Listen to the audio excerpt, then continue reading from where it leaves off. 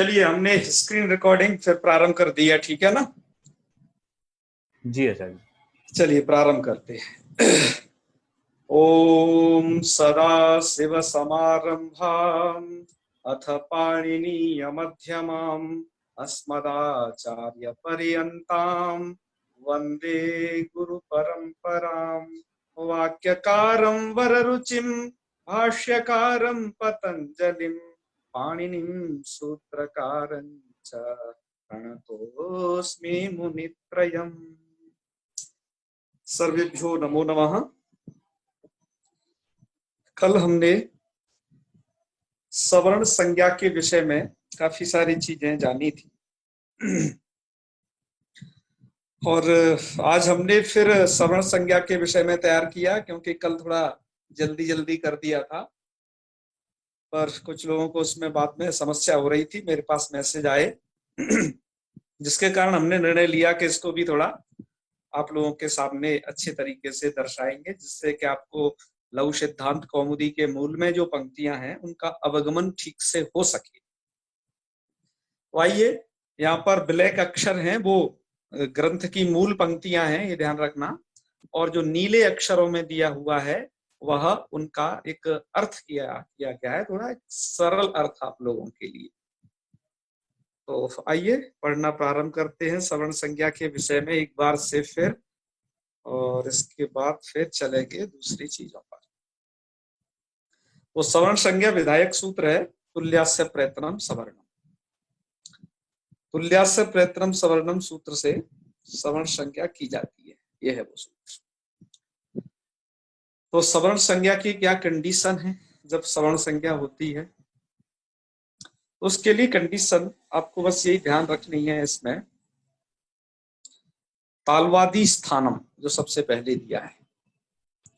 तालवादी स्थानम का यह मतलब होगा कि तालु आदि जो स्थान कितने हैं? कंठादि अष्टौ स्थानानि। कंठादि जो 8 उच्चारण स्थान हैं वही तालुवादी स्थान कहे जाते हैं। तो कंठादि अष्टौ स्थानानि, तो तालवादी स्थान कौन है? कंठादि 8 स्थान। अच्छा, फिर एक चीज दी हुई है इसमें, आभ्यंतर प्रयत्न। आपके जो मूल लघु सिद्धांत कौमुदी है जो हमने आपको भेजी थी, उनमें इसको ऐसे जोड़ के लिखा हुआ है, तालवादी स्थानमाभ्यंतर प्रयत्नश्चेत्येतद्वयम्। हमने उनको थोड़ा अलग अलग कर दिया है, आप ध्यान देना। यहाँ पर तालवादी स्थानम आभ्यंतर प्रयत्नश्च इत्येतद्वयम् है, इनको थोड़ा अलग अलग करके इसलिए कर दिया है, इनकी संधि विच्छेद करके यहाँ पर आए, जिससे आप जो नए अध्येता हैं इस वर्ग में जो जुड़े हुए हैं उनको पढ़ने में तकलीफ ना हो, और जो पुराने अध्येता हैं वो इनका अर्थ अलग अलग जान सके। तो अभ्यंतर प्रयत्न इसकी व्याख्या चल रही थी। तालवादी स्थान तो हो गए 8 उच्चारण स्थान, और आभ्यंतर प्रयत्न मतलब स्पृष्ट इत्यादि 5 प्रयत्न, जो अभी हम आगे बताने वाले हैं। आज के पाठ में हम आभ्यंतर प्रयत्नों की चर्चा आपसे करेंगे। तो तालवादी स्थानों की चर्चा तो क्या है, यहाँ पर हम आपसे कल भी किए थे और आज भी कर रहे हैं। आभ्यंतर प्रयत्नों की चर्चा अगली स्लाइड में करेंगे। तो ये दोनों चीजें, नंबर 1 तालवादी स्थान, नंबर 2 आभ्यंतर प्रयत्न, ये दोनों क्या होंगे? आभ्यंतर प्रयत्नों की संख्या 5 है, ठीक है ना, और इनकी संख्या है 8।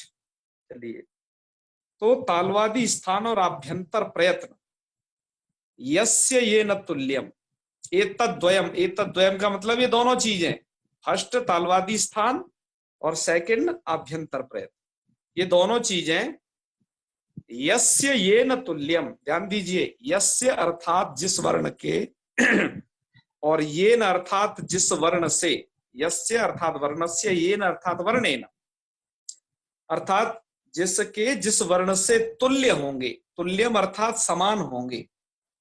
तो तन मिथः, उनकी मिथः अर्थात परस्परम, तयो अर्थात उन दोनों वर्णों की।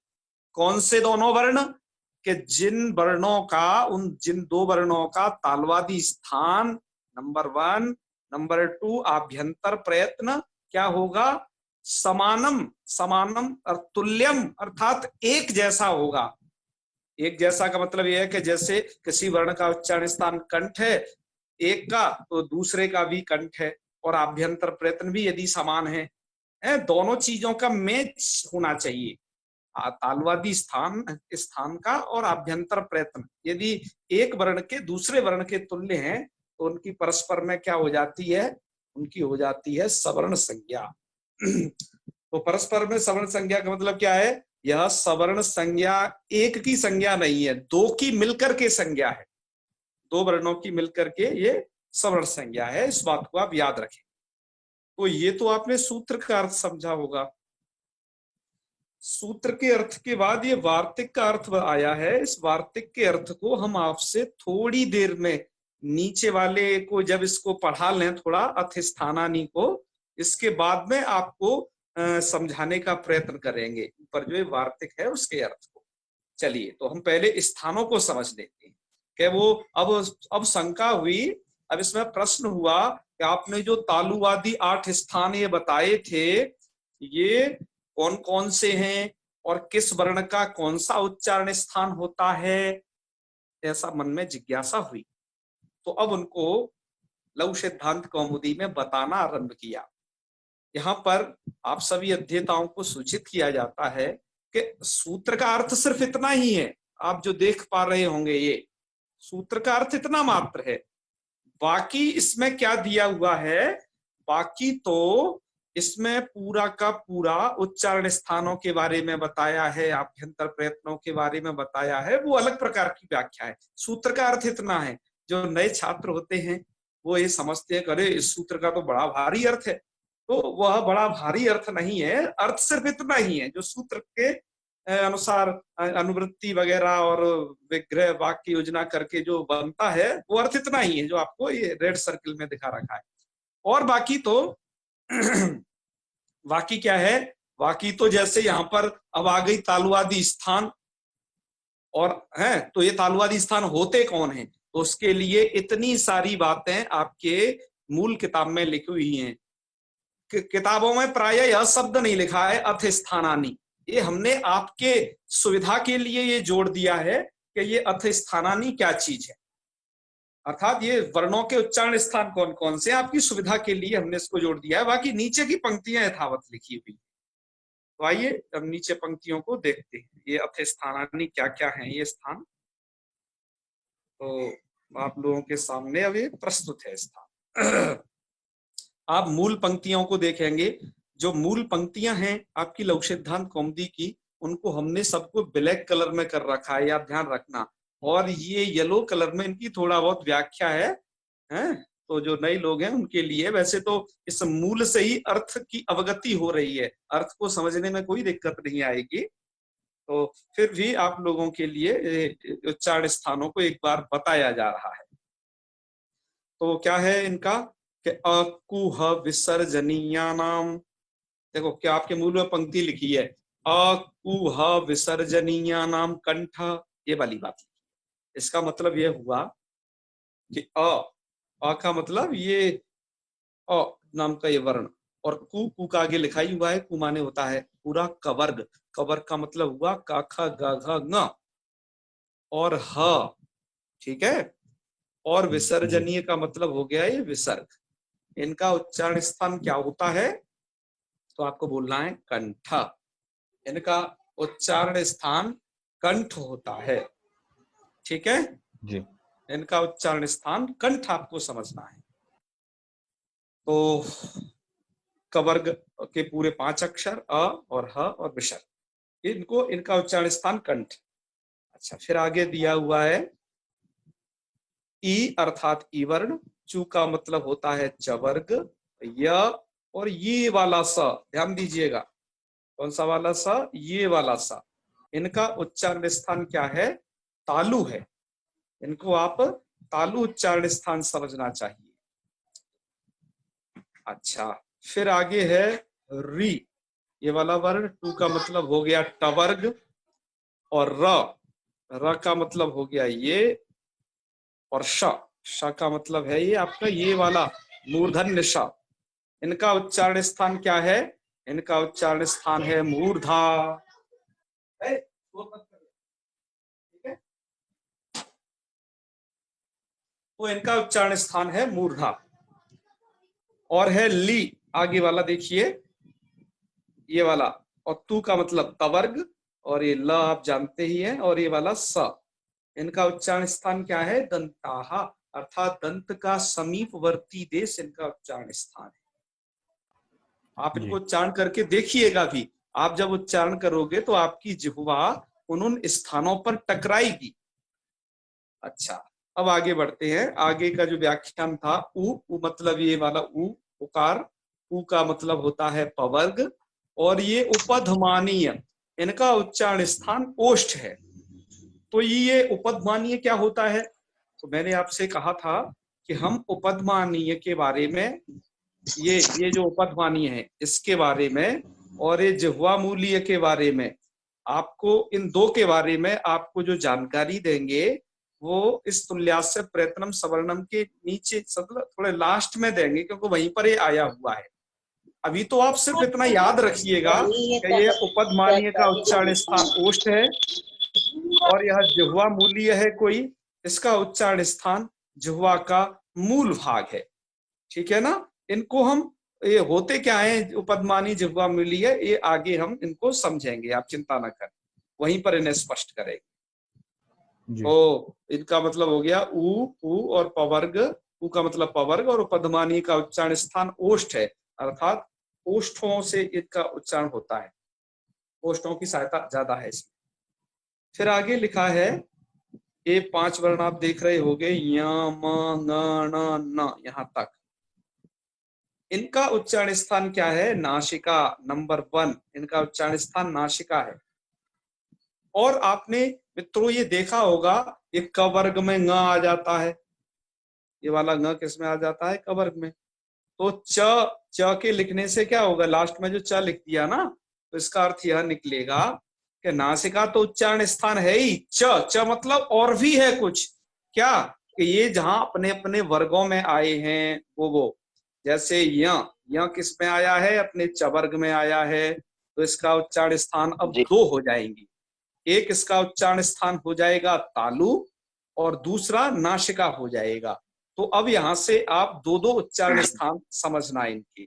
अब जैसे म आपका आया इधर ये पवर्ग वाले एरिया में, तो अब इसके 2 उच्चारण स्थान होंगे। नासिका तो इनका ऑलरेडी है ही, साथ साथ में इनका अब ओष्ठ भी उच्चारण स्थान होगा म का, और न का नासिका तो है ही, प्लस एक कंठ वाले एरिया में भी पहुंच जाएंगे।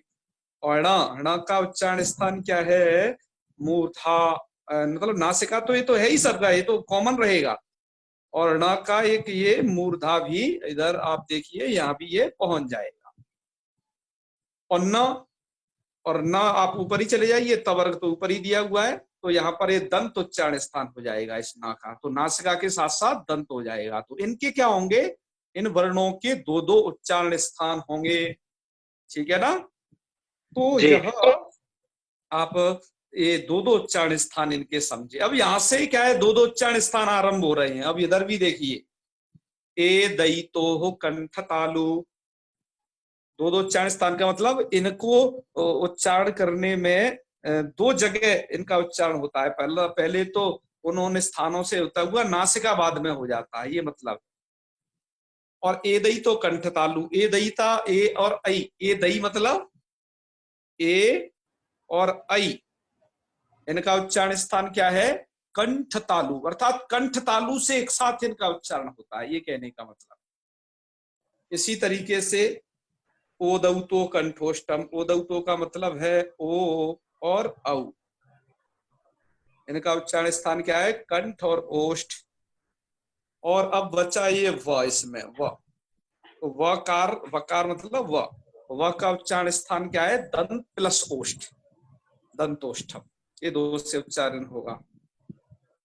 फिर है आपका जिह्वा मूलीय से जिह्वा मूलम, जिह्वा मूलीय नाम की जो चीज है, ये इसका ये क्या होता है आगे आपको हम स्पष्ट करेंगे। इसका उच्चारण स्थान जिह्वा का मूल भाग होता है, अर्थात जिह्वा के मूल भाग से इनका उच्चारण, इसका जिह्वा मूली का उच्चारण स्थान संभव है।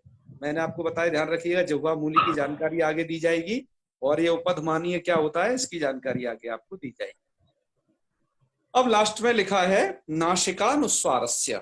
अनुस्वारस्य, अनुस्वार का मतलब होता है कि आप देखो यहाँ पर के कुछ बिंदी देखते होगे शब्दों में, ऐसा एक बिंदी लगा रहता है शब्दों के ऊपर, जैसे आप यहाँ पर देख रहे होगे हर जगह ना नाम ना नाम, ये बिंदी लास्ट वाली।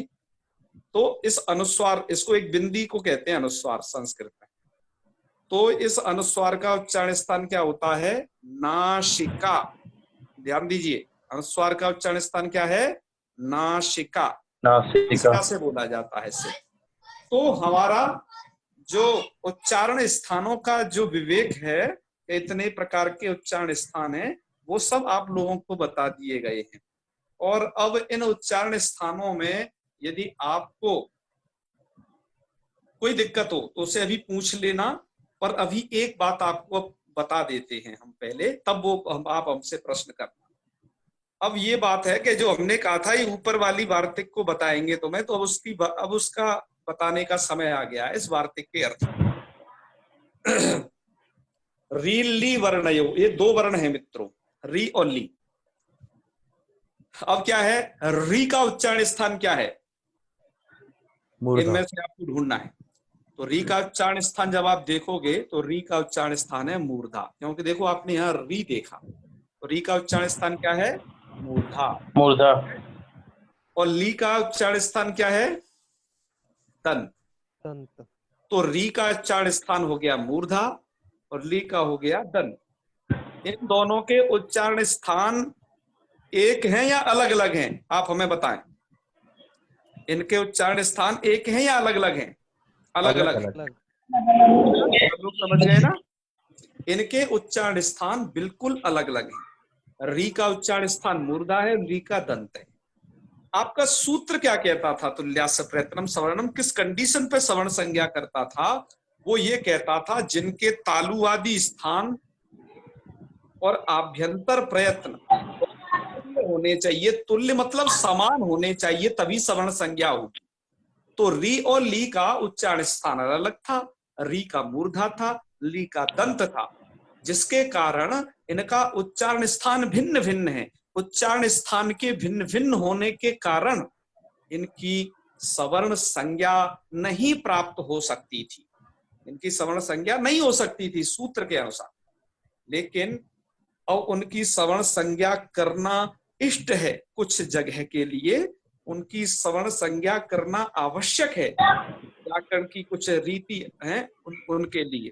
तो इसलिए क्या किया गया मित्रों, यह वार्तिक बनाया गया। ये वार्तिक है ये, ठीक है ना जी? क्या है? वार्तिक। आपको मित्रों जैसे पता हो, ये जैसे सूत्रों का जो रचना है वो तो पाणिनि जी ने किया, और ये जो वार्तिक हैं, वार्तिकों का जो रचना है वो कात्यायन जी ने किया था। हमने सबसे फर्स्ट क्लास में आपको ये बात बताई थी। तो ये वही वार्तिक है जिसका हमने यहाँ अर्थ दिया है। वार्तिक क्या कर रहा है कि जो काम सूत्र से प्राप्त नहीं है, सूत्र जिस काम को नहीं कर पा रहा है, वार्तिक उस कार्य को कर रहा है। वार्तिक ने क्या किया है? री ऋकार और ऋकार इन दोनों की क्या कही? परस्पर सावर्ण्यम, सावर्ण्य मतलब सवर्ण संज्ञा, वाच्यम अर्थात वक्तव्या। री और ली की सवर्ण संज्ञा कहनी चाहिए। अब देखो वैसे होती नहीं है सूत्र के अनुसार तो, लेकिन वार्तिक के अनुसार क्या होगा? अब री और ली इनकी सवर्ण संज्ञा हो जाएगी। वार्तिककार ने ऐसा एक आज्ञा दे दिया वार्तिक बना करके। तो अब क्या होगा? इनका उच्चारण स्थान अलग अलग होने पर भी हमें इनकी सवर्ण संज्ञा कहनी पड़ी। तो ये इस वार्तिक का अर्थ था। अब मुझे लगता है कि यह उच्चारण स्थान आपको शायद क्लियर हो गए होंगे, और यदि इनमें आपको कोई डाउट्स है अभी तो आप उन्हें पूछ सकते हैं, अन्यथा हम फिर आभ्यंतर प्रयत्नों की तरफ बढ़ जाएंगे। तो बताइए भैया प्रणाम। जी जी महादेव महादेव जी। दिलीप शर्मा जी अनम्यूट कर लीजिए। नमस्कार सर। जी जी नमस्कार। सर जैसे कि सूत्रकार ने जब सूत्र बनाए तो फिर जो इसमें वार्तिककार ने वार्तिक बनाए, ये बाद में बनाए या फिर साथ में ही मिलकर बनाए थे? बाद में बने हैं, बाद में। तो इसमें त्रुटि रह गई थी उस कारण से बनाए या फिर? हाँ बिल्कुल बिल्कुल, कुछ थोड़ा बहुत उसमें वही थी, दिक्कतें थी, तो उसको ठीक करने के लिए वार्तिककार ने वार्तिक बनाया। और उसके बाद भाष्य लिखा गया उन दोनों की उसको पूरा करने के लिए। इसलिए यह व्याकरण मुनित्रय व्याकरण कहा जाता है, 3 मुनियों का व्याकरण है। जी हाँ हाँ, तीनों के विचार सम्मिलित हैं। जी जिनका सवाल हो जाता है वो कृपया हाथ नीचे कर लीजिए कीजिए और रीड भी कर लीजिए। जी जी। अगला प्रश्न है अभिजीत मंसाले जी का। हाँ, री और ऋलु ये जो है इसका जी, जी। फिर अगर ये सवर्ण है यानी इसका उच्चारण स्थान एक ही बन गया या फिर अभी जैसे मूर्धा और दंता अलग अलग है वैसा ही? बिल्कुल अलग अलग है इनका उच्चारण स्थान। हाँ, अलग अलग यहाँ पे, लेकिन ये वार्तिक के अनुसार फिर मैं वो समझ में नहीं आया वो नीचे वाला। अरे वार्तिककार ये कह रहे हैं कुछ विशेष स्थल के लिए इनकी सवर्ण संज्ञा हमें कहनी पड़ेगी, कहीं पर इन्हें संधि इत्यादि कार्य करने हैं, तो उसके लिए उन्होंने सवर्ण संज्ञा स्पेशल रूप से कही है, पर उनका उच्चारण स्थान आपको अलग अलग मानना पड़ेगा क्योंकि वह वैसा अनुभव में आता है। हाँ। इसलिए जी जी। सवर्ण यानी दोनों भी एक ही क्या? सवर्ण यानी दोनों भी एक ही वर्ण है? हाँ, सावर्ण का सवर्ण संज्ञा का मतलब होता है दोनों का उच्चारण स्थान और आभ्यंतर प्रयत्न एक होना चाहिए, तो वो सवर्ण संज्ञा कहे जाएंगे। ठीक है। हाँ ठीक है। जी जी जी जी शिक्षण जिज्ञासा। हाँ जी जी प्रणाम मैं हूँ ललित पंतोला। जी जी जी जी। मैं कह रहा था ये ओम भैया, ये जो री और री के लिए जो वार्तिक की इन्होंने कंडीशन दी है, हाँ। ये केवल री और रू के ही संदर्भ में है कि नहीं औरों के भी, या केवल इन दोनों के ही लिए ये अलग है? केवल इन्हीं के लिए स्पेशल है ये, और किसी के लिए भी नहीं है कुछ भी। समझ गया। और सब जो अलग अलग दर्शा रखे हैं इसी तरीके से। तो इनका कोई आगे कुछ कार्य करना रहा होगा इनको इन सूत्रों से, इसलिए इनको करना पड़ा होगा शायद। यह बात आपको उरण रपरह सूत्र पर समझा देंगे, वहां पर अच्छा, इसका कार्य आएगा, जो तवलकार धन्यवाद, हो गया। प्रयोग है वहां पर ये आ जाएगा। जी हो गया मेरा काम, धन्यवाद। जी अभिजीत जी हाथ नीचे कर लीजिए और ये 54D4A भी समथिंग है, वो म्यूट कीजिए जब से आप म्यूट नहीं कर रहे हैं। अगला सवाल है राजमणि उपाध्याय जी का। महादेव भ्राता। जी जी महादेव बोलिए। ये मेरा एक प्रश्न ये है कि अनुस्वार और अनुनासिक इन दोनों का उच्चारण नासिका से हो रहा है। हाँ।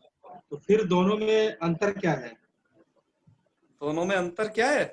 हाँ जी। दोनों में अंतर ये है कि अनुनासिक तो स्वरों का धर्म है एक, आपने वो भेद में पढ़ा होगा, स्वरों का एक भेद अनुनासिक और अनुनासिक होता था। हाँ। और ये अनुस्वार है, यह स्वतंत्र वर्ण है, अयोगवाह आप इसे समझें। ये अपने आप में स्वतंत्र है, अपने आप में स्वतंत्र है, ये अच का धर्म नहीं है, ये समझ लेना। अच्छा। ये अच का धर्म नहीं है, अनुनासिक अच का धर्म होता है। वो केवल अचों का धर्म होता है, व्यंजन वर्णों का नहीं होता। हाँ, कौन सा के अनुस्वार? अनुनासिक। हाँ, कुछ व्यंजनों का भी होता है, मैंने ये भी पिछले क्लास में आपको बताया था। हाँ, वो कुछ व्यंजनों का भी होता है। तो ये भाई साहब जानेंगे कैसे कि कौन सा ये किसका वो अचों का होता है, कहाँ व्यंजनों का होगा, ये कैसे हम जानकारी करेंगे?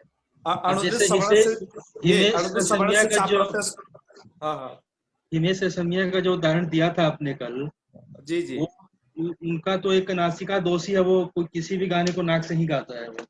हाँ, वह तो क्या दोष रहेगा। हाँ, तो अब कहाँ पे झलक दिखलाजा या झलक दिखलाजा होगा, इसका निराकरण या इसका निदर्शन कैसे करेंगे? इसका निदर्शन के लिए देखो, वह कोई भी स्वर है वो दो तरीके का होगा, एक तो वो अनुनासिक हो सकता है और दूसरा अननुनासिक हो सकता है। अनुनासिक का मतलब वह चंद्र बिंदु युक्त अर्थात अ ई उ इस तरीके से हो सकता है, फर्स्ट कंडीशन। सेकंड कंडीशन है उसकी, या वो अननुनासिक हो सकता है, निरनुनासिक। ठीक है। अच्छा, स्वरों के साथ साथ यह अनुनासिक धर्म है, कुछ व्यंजनों का होता है। आप अनुदित सवर्ण से चाप प्रत्यय सूत्र पर पढ़ोगे के वहां पर आया हुआ है कि य व ल द्विधा, य व ल भी दो दो तरीके के होते हैं, हाँ जी, हाँ, अनुनासिक और अनानुनासिक भेद से। ठीक है।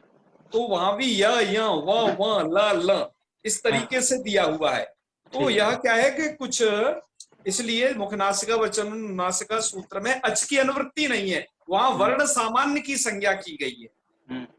अच्छा, तो मुखनासिका से स्वर उच्चरित हो सकता है, ऐसे ही य व ये कुछ व्यंजन भी उच्चरित हो सकते हैं। और इनके अलावा यदि किसी दूसरे का हम प्रयोग करें तो गलत माना जाएगा? कौन से का? इनके अलावा, अचों के अलावा और यवला, या व। हाँ, इनके अलावा और कोई अनुनासिक है नहीं। अच्छा जी, बिल्कुल यही होंगे, अनुनासिक और अनानुनासिक दो तरीके के मिल सकते हैं। और यदि वो कोई कंडीशन पर निर्भर करेगा प्रयोग की पर कि वह किस प्रकार का है, वहां पर उसको देख करके हम समझ लेंगे कि हाँ ये इस तरीके का है।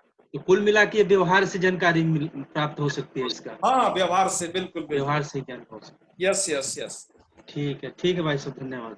ठीक है, महादेव महादेव जी। अगला प्रश्न संपत जी का है। राजमणि जी हाथ नीचे कर लीजिएगा। नमस्ते महोदय। जी जी नमस्ते जी। तन्मिथः इति पदस्य अर्थं किं भवति? किम किम? तन्मिथः? तन्मिथः तयोः मिथः, मिथः अर्थात परस्परम, तत्र मूले उक्तम। अस्तु अस्तु अस्तु महोदय, मूल में दिया हुआ है, आपने स्लाइड में देखा हो तो? बिल्कुल बिल्कुल, अस्तु महोदय। हाँ बिल्कुल, आपको दिखाते हैं, स्लाइड भी एक बार पुनः देखिएगा ध्यान से।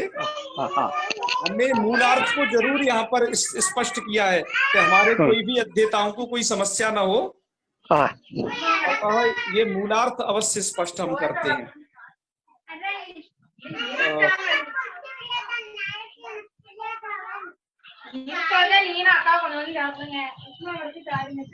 तो ये है यहाँ पर, ये देखिएगा, तन्मिथः, तन्मिथः तयो परस्परम। तयो परस्परम इत्यत्र वर्णानां सावर्ण्यं वा स्थानानां सावर्ण्यं वा? तयो अर्थात यस, तो तयो से यहाँ पर किस किसका ग्रहण करना है? तयो इत्यनेन यस्य वर्णस्य येन वर्णेन सावर्ण्यं भवति। सावर्ण्यम् इत्युक्ते कंठादि स्थानम, यथार्थ कंठादि स्थानम तुल्यम है, कंठादि स्थानम तुल्यम भवति, आभ्यंतर प्रयत्नस्य तुल्यम भवति। ययोः द्वयोः वर्णयोः कंठादि स्थानम तुल्यम तथा अभ्यंतर प्रयत्नस्य तुल्यम भवति, तदा परस्परम सवर्ण संज्ञा भवति। वर्णयोः अस्तु अस्तु अस्तु महोदय। वर्णयोः, जी जी जी, धन्यवाद धन्यवाद। एक ये जो आप 5D4 बोल रहे थे, उनका भी प्रश्न है, उन्होंने चैट बॉक्स में लिखा है, उनको ले लीजिएगा। हाँ, उनका भी हाथ जोड़ दिया। अगला श्याम सुंदर जी का है। संपत जी हाथ नीचे कर लीजिएगा। श्याम सुंदर जी। बड़े भैया प्रणाम करता हूँ। हाँ महादेव महादेव, बोलिए। बड़े भैया मेरा प्रश्न ये था, ये हमारे प्रकार की हो गई थी और ली 12 प्रकार की। जी जी जी, तो दोनों की सवर्ण संज्ञा होने के अनुसार तो इस प्रकार हो गया। आगे बताया जाएगा इस बात को अनुदित सवर्ण से चाप प्रत्यय में, यह बात आगे बताई जाएगी। बिल्कुल बिल्कुल, 30 प्रकार का, मैंने 30 प्रकार इसके आगे बताई जाएगी आपको अनुदित सवर्ण से चाप प्रत्यय में। वहां तक का इंतजार करिए, वो आएगा वो प्रसंग। जी जी, अच्छा, बस ठीक। प्रणाम करता हूँ महादेव जी। अगला प्रश्न है ज्योति श्रीवास्तव जी, ग्वालियर से। जी जी नमस्ते। मेरा प्रश्न है, ये वकारस दंतोष्टम लिखा हुआ है, तो इसमें एक ही अक्षर आएगा वका? हाँ, व, केवल ओनली ऑन व। अच्छा, एक और प्रश्न है, ए दही को लिखा है, तो दही में आई क्यों नहीं लिखा? एक ही आई मात्रा द अक्षर क्यों लिखा है, उसको क्यों लिखा है? हाँ, इसको थोड़ा आपको ऐसे अलग अलग करना पड़ेगा। एत इत को एत और अत, हाँ ये दो वर्ण मिले हुए, तकार को दकार होकर के ए दई तो हो, ऐसा हो गया है यहाँ पर उच्चारण। और दही, बिल्कुल बिल्कुल, धन्यवाद। आपको जी जी जी तैयार हो गए होंगे अब तो ये उच्चारण स्थान। हाँ सर। बिल्कुल। तो जी और एक दो और प्रश्न है आचार्य जी। हाँ हाँ आगे बढ़े, हाँ बताइए जी। आपका नाम 54D 4DB 7C हाँ भैया आपने क्या? आएंगे रुकिए। प्रणाम भाई साहब। हाँ जी, महादेव महादेव। अंकित बोल रहा हूँ नरवर से। हाँ हाँ बोलिए बोलिए। सवर्ण संज्ञा करने की जरूरत ही क्या पड़ी यहाँ पर? सवर्ण संज्ञा करने की जरूरत यह है कि जब तक हम सवर्ण नहीं बताएंगे ना, तो जैसे इको एणची इत्यादि आगे पढ़ेंगे जब संधि में हम, तो वहां ई के स्थान पर यह करते हैं। तो ई के स्थान पर जो हमने यह किया, क्यों किया हमने, और कुछ क्यों नहीं कर दिया? या वरल में से कुछ भी कर सकते थे चारों में से। ठीक है। तो ई के स्थान पर यह इसलिए होता है क्योंकि उनके उच्चारण स्थान तुल्य मिलते हैं। अन्यथा तो क्या होगा कि अव्यवस्था फैल जाएगी। तो जो जिसके उच्चारण स्थान तुल्य होगा, अभ्यंतर प्रयत्न तुल्य होगा, तभी वो सवर्ण कहलाएगा, अन्यथा नहीं। इसलिए ये जरूरत है सवर्ण संज्ञा की। ये सभी जो संज्ञा प्रकरण में कहा जा रहा है, इस सब की आवश्यकता संधि प्रकरण के लिए है। आप हमेशा याद रखना, संधि में हर किसी का ये बताया गया है उपयोग, ठीक है ना? जी जी जी। चलिए चलिए फिर आगे बढ़े। जी एक आखिरी प्रश्न है आदित्य जी का। आदित्य जी। हाँ जी महोदय, विसर्ग का उच्चारण स्थान कौन सा होता है?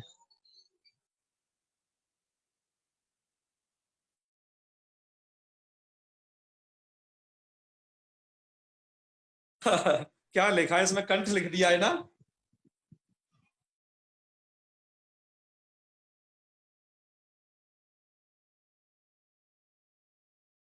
हेलो। हाँ जी धन्यवाद।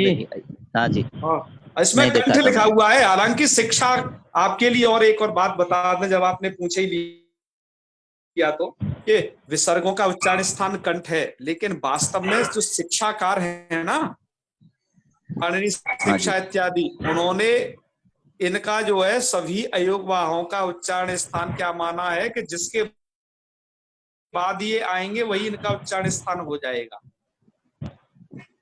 जैसे अ के बाद आया तो कंठ है, ई के बाद आया तो तालु हो जाएगा विसर्ग का उच्चारण स्थान।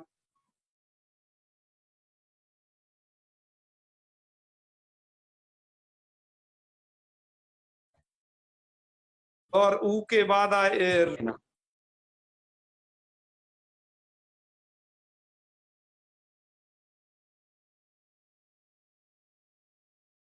स्थान भागी बताया गया है। पर ये बात आपके लिए इसलिए बता दी है कि समझे रहे हैं हाल फिलहाल, इतने से ही उनका प्रयोजन है बस संधि के अंतर्गत। ठीक है जी जी। तो आगे बढ़े। एक और हाथ आगे।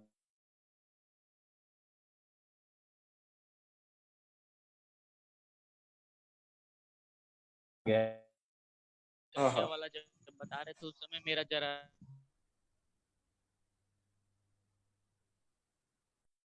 आपकी आवाज थोड़ा साफ नहीं आ रही, दोबारा से बोलें। आप बता रहे थे कि यह म अंग वाला जो बता रहे थे ना। जी जी जी। तो उसे एक और बार बता दीजिए। उस समय क्या जो नासिका सब में कॉमन है ऐसा आप कुछ बोल रहे थे, वो मैं सुन नहीं पाया उस समय। अच्छा, यमगण नानम नासिका च में ना? जी जी जी। हाँ वही है कि नासिका तो उच्चारण स्थान इन सबका कॉमन है ही, इन सबका। और साथ में ये अपने जिस वर्ग में आए हैं, जैसे मान लो कि यहाँ आ गया च वर्ग में, तो इसके दो उच्चारण स्थान हो गए, नासिका भी और तालु भी। और म आ गया प वर्ग में, तो इसका नासिका के साथ साथ ओष्ठ स्थान हो जाएगा, मतलब ये दो उच्चारण स्थान हो जाएगा। समझ गए ना? ये है इसका मतलब, इनके दो हैं। तो चलिए अब आगे की स्लाइड पर थोड़ा बढ़ते हैं। जी। कुछ अनुस्वार और अनुनासिक को किसी ने फिर पूछा है कमेंट बॉक्स में। अरे अभी बता देंगे, इनकी तो जगह जगह चर्चा आएगी है। हाँ ठीक है ठीक। हाँ जगह जगह चर्चा आएगी। और दोबारा पूछ रहे हैं एक बार, या तो दोबारा वीडियो रिवर्स देख लेनी, दोबारा फिर बता देंगे। हाँ। अब आइए आभ्यंतर प्रयत्नों की तरफ बढ़ा जाए थोड़ा सा। आभ्यंतर प्रयत्न भी दो प्रकार का होता है। है ना। वो आभ्यंतर प्रयत्न दो प्रकार का नहीं, अर्थात आभ्यंतर प्रयत्नों में जो यत्न शब्द यहाँ पर जो हमने पढ़ा है, यत्न दो तरीके का होता है। सबसे फर्स्ट आभ्यंतर और दूसरा होता है बाह्य। तो ये यत्न क्या चीज है मित्रों, कि वर्णोच्चारण करने में हमें कुछ यत्न करना पड़ता है। वो यत्न दो तरीके का होता है, आभ्यंतर और बाह्य। शब्द से कुछ स्पष्ट हुआ आभ्यंतर और बाह्य से? आभ्यंतर का मतलब यह हुआ कि शब्द उच्चारण से पूर्ववर्ती जो यत्न है वो आभ्यंतर कहलाएंगे, और जो शब्दोत्पत्ति को अंतिम रूप देते हैं, लास्ट स्टेज पे खड़ा करते हैं, वो ऐसे को बाह्य यत्न कहा जाता है। तो इस तरीके से ये यत्नों के दो विभाग किए गए। आभ्यंतर प्रयत्न को जानना क्यों जरूरी है? क्योंकि अभी आपने पढ़ा जब सवर्ण संज्ञा चल रही थी कि जिनके कंठादि अर्थात तुल्यास्य अर्थात कंठादि स्थान जिनके तुल्य होंगे, तालवादी स्थान, और आभ्यंतर प्रयत्न जिनके तुल्य होंगे, उन्हीं की सवर्ण संज्ञा हो पाएगी, औरों की नहीं हो पाएगी। अब तो जानना पड़ेगा ना कि आभ्यंतर प्रयत्न की आवश्यकता यही है, सवर्ण संज्ञा में ये यूज होते हैं। तो अब प्रश्न उठा के किसका क्या अभ्यंतर प्रयत्न है, तो आपके सामने कुछ पंक्तियां लिखी हुई हैं कि किसका अभ्यंतर प्रयत्न क्या है। आप इन्हें बस ध्यान से देख लीजिए, किसका क्या अभ्यंतर प्रयत्न। तो देखिए वहां पर एक पंक्ति लिखी हुई है आपके पुस्तक में, आद्य। आद्य मतलब वो जो दो हैं, सबसे फर्स्ट नंबर का ये और सेकंड नंबर का ये, इनमें आद्य अर्थात पहले नंबर का जो है जिसे कहते हैं आभ्यंतर प्रयत्न, वो 5 प्रकार का, पंचधा अर्थात वो 5 प्रकार का है। कौन कौन से 5 प्रकार हैं आपके सामने लिखे हुए हैं। स्पृष्ट, थोड़ा वहां संधि युक्त लिखे हुए हैं आपकी किताब में, हमने आप लोगों की सुविधा के लिए अलग अलग लिख दिया है। तो सबसे पहला है स्पृष्ट, दूसरा है ईषद स्पृष्ट, तीसरा है ईषद विवृत, चौथा विवृत, पांचवा संवृत। इतने भेदात मतलब इतने 5 प्रकार के भेद से, ये 5 भेद है। तो ये 5 प्रकार का होता है। और प्रश्न होता है कि ये जो स्पृष्ट है ये जो 5 हैं ये किन किन वर्णों के होते हैं। तो आप ध्यान रखिएगा, उसको एक एक करके यहाँ पर कहा गया है कि तत्र स्पृष्टम अर्थात स्पृष्ट प्रयत्न किनका होता है कि स्पर्शानाम, स्पर्श वर्णों का होता है। कहा जी ये स्पर्श होते कौन है, स्पर्श किनको कहा जाता है? तो आपके सामने यहाँ लिख रहे हैं, ये सभी वर्ण स्पर्श कहलाते हैं।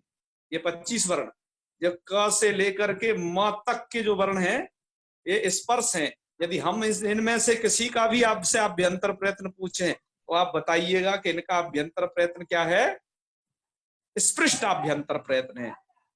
और ईसत स्पृष्टम अंतस्थानाम, यवर ल का ईसत स्पृष्ट अभ्यंतर प्रयत्न है। आपको ये थोड़ा पंक्तियों को ध्यान में रखना होगा। ईषद विवृतम ऊष्मणाम, ऊष्म मतलब ये शाह है, इनका ईसद विवृत आभ्यंतर प्रयत्न है। और विवृतम स्वराणाम, और स्वर वर्णों का क्या है, यह विवृत प्रयत्न है। इन स्वर वर्णों का जब आपसे इनमें से किसी का भी पूछ लें प्रयत्न, तो आपको क्या करना चाहिए, इनका जो है आभ्यंतर प्रयत्न बताना चाहिए विवृत। जैसे हमने पूछा अ का क्या है, तो आपका आंसर होना चाहिए विवृत। हम पूछे ए का क्या है, तो आपका आंसर होना चाहिए विवृत।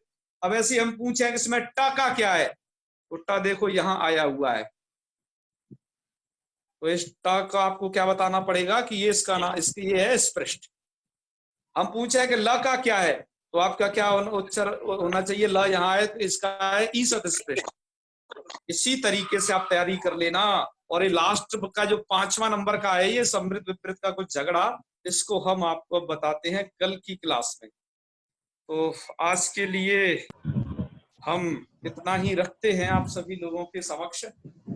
बाकी अब व्याख्यान होगा कल, तो आपको करना क्या है, ध्यान दीजिए प्रश्नों को। थोड़ा आप साथ थोड़ा समय हो गया है, कल कुछ प्रश्न लेते हैं आप लोगों के।